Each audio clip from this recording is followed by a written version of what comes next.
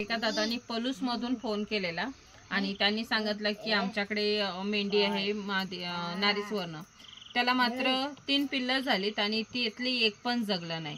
तर कसं असतं ना, आता त्यांचं एक पण जगलं नाही तेव्हा काय होतं, त्यातली आपल्या ज्या माद्या आहेत ह्या माद्यांचं जर आता जसं आपण खुराक वगैरे सांगतोय तसंच आहे आणि त्याच्यासोबतच त्यांचा जो वय आहे, आता आपण बोलतो ना 1 वर्षानंतर क्रॉस करावं, 1 वर्षानंतरचा जो रिझल्ट आहे तो चांगला असतो. तर तसं झालंय की त्या मादीला मात्र 6 ते 7 महिन्यामध्ये ती क्रॉस झालेली आहे. तिची जी बॉडी स्ट्रक्चर आहे हा पूर्ण झाला नाही. मग विचार करा, आणि ती पहिल्यांदाच जेव्हा पहिल्याच वेताला तिनं 3 पिल्लं दिलीत.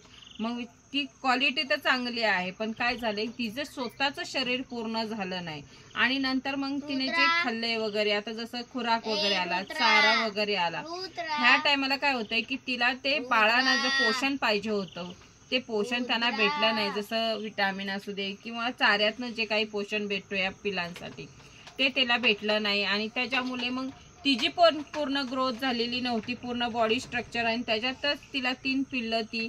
मग विचार करू शकता की माणसाने विचार केला पाहिजे की ती जेव्हा क्रॉस झाली तेव्हा तिचं वय कमी, त्याच्यातच त्या पिल्लांना पोषण वगैरे भेटणं खूप मुश्किल झालं. त्यामुळे ती जी जन्मली ती 3 पिल्लं मेली.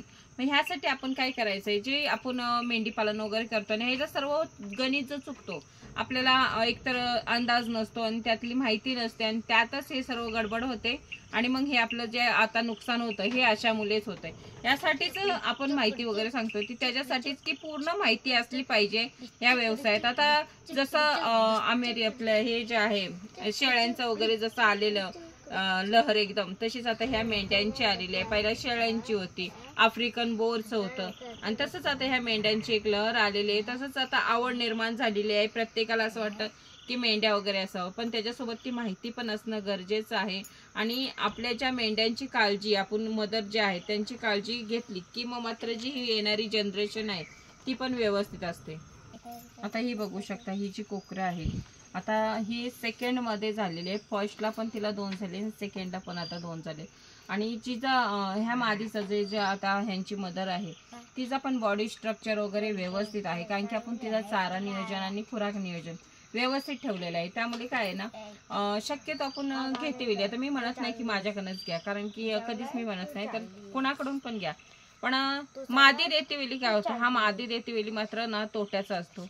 पण शक्य देत नाहीत, पिल्लच देतात. पण तरी पण जरी कोणी दिलंच तर मात्र घेतेवेळी बघायचं आहे की जर एखादी क्रॉस झालेली आहे तर ती कधी म्हणजे क्रॉस वगैरे झालेली आहे. म्हणजे समजा 10 महिन्याच्या इकडे जर क्रॉस झाली तर ते व्यवस्थित तिचा बॉडी स्ट्रक्चर पूर्ण झालेला असतो, पिल्लं द्यायची तिची क्षमता आहे ती पण व्यवस्थित असते. जर लवकर क्रॉस झालं तर मात्र कसं होतं, एक क्वचित असतो, पण 2 हे 3 ही असतातच असतात त्यांच्या पोटात. त्यामुळे त्यांची काळजी पण घ्यायची.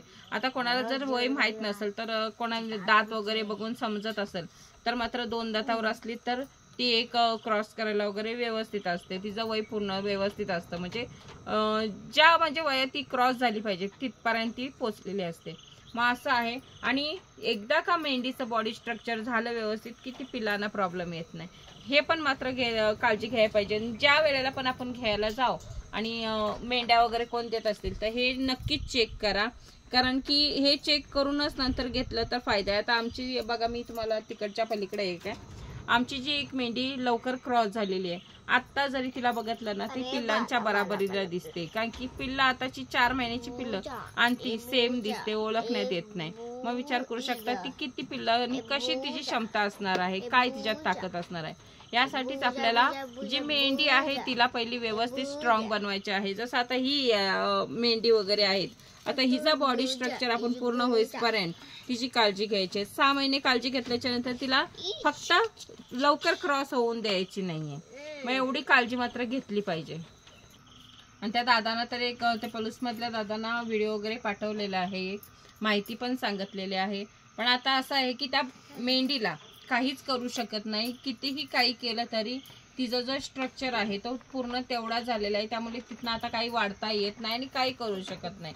त्यामुळे काय होतंय की घेताना शेतकऱ्यांनी ही काळजी घेतली पाहिजे की एखादी मादी घेतो त्यामुळे लवकर क्रॉस झालेली नसावी, किंवा जर तुम्ही पिल्लं घेतलंय तर त्यांना मात्र 1 वर्षाच्या नंतरच क्रॉस करावं, ही काळजी घेतली पाहिजे. कारण की तिची आता बॉडी पूर्ण झाली, आपण काही करू शकत नाही. आणि जर समजा तिची जर स्ट्रक्चर पूर्ण नसेल छोटा असेल तर मात्र नंतर जी पिल्लांची संख्या असते 2 असली तरी ती पिल्लं सुद्धा लहानच असणार आहेत, कारण की तिचं पोट केवढं असणार आहे, मग त्या बाळांची हाईट वगैरे त्यांची ग्रोथ वगैरे किती होऊ शकते.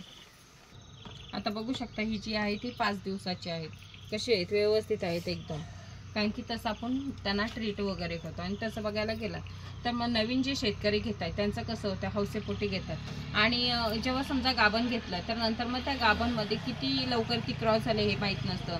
त्याच्यासोबत पुढे त्यांच्या पिल्लांसोबत आपण कसं हे करायचं, म्हणजे काय त्यांना ट्रीटमेंट वगैरे, आणि तिकडचा जो चारा आहे तो कसा घालत होती, तिकडे आपण काय घालतोय ह्याचा अंदाज नसल्यामुळे आपला फसतो. त्याच्यासोबत त्या दादांचं असं झालं की त्यांना दुधाचा पण अंदाज नव्हता, म्हणजे सगळं उलटच होत गेलं.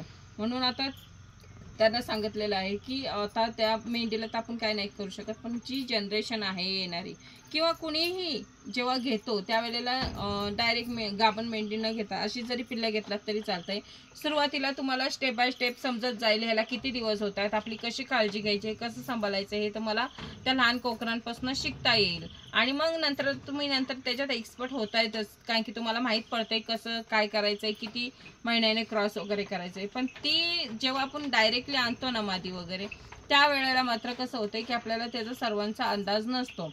आता त्या दादांनी सांगितलं की समजा एखादा प्रॉब्लेम काय आला तर फोन वगैरे, तर त्यांना सांगितलेलं आहे की 6च्या नंतर फोन करा, मग मात्र फोन पण लागतो आणि माहिती वगैरे पण देता येते, कारण की रेंज प्रॉब्लेम असल्यामुळे आपण 6च्या नंतर जरी कोणी पण माहितीसाठी विचारलं, फोन वगैरे केलं तरी पण माहिती दिली जाते. त्यामुळे काय होते माहिती का, आता असं पिल्लांचं वगैरे नियोजन करायचं आहे तर चारा नियोजन हा व्यवस्थित पाहिजे. मी प्रत्येक टायमाला सांगते की चारा नियोजन आपला व्यवस्थित लागतं.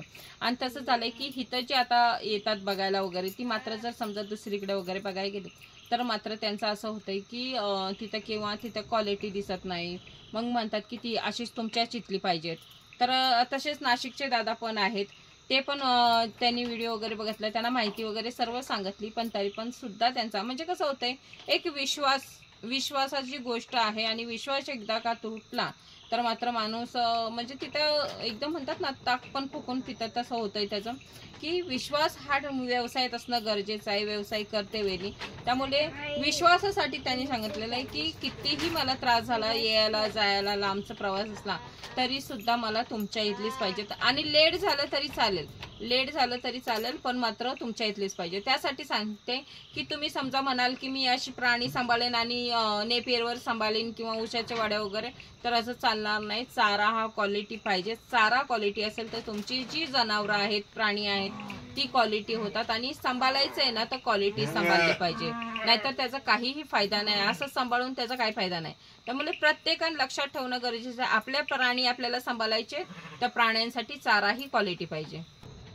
आणि काही असं पण वाटायला नको, आता ही माझ्याकडे जी क्वालिटी आहे ना ती तुमच्याकडे पण होणार आहे, पण जो चारा नियोजन आहे तो मात्र झाला पाहिजे व्यवस्थित.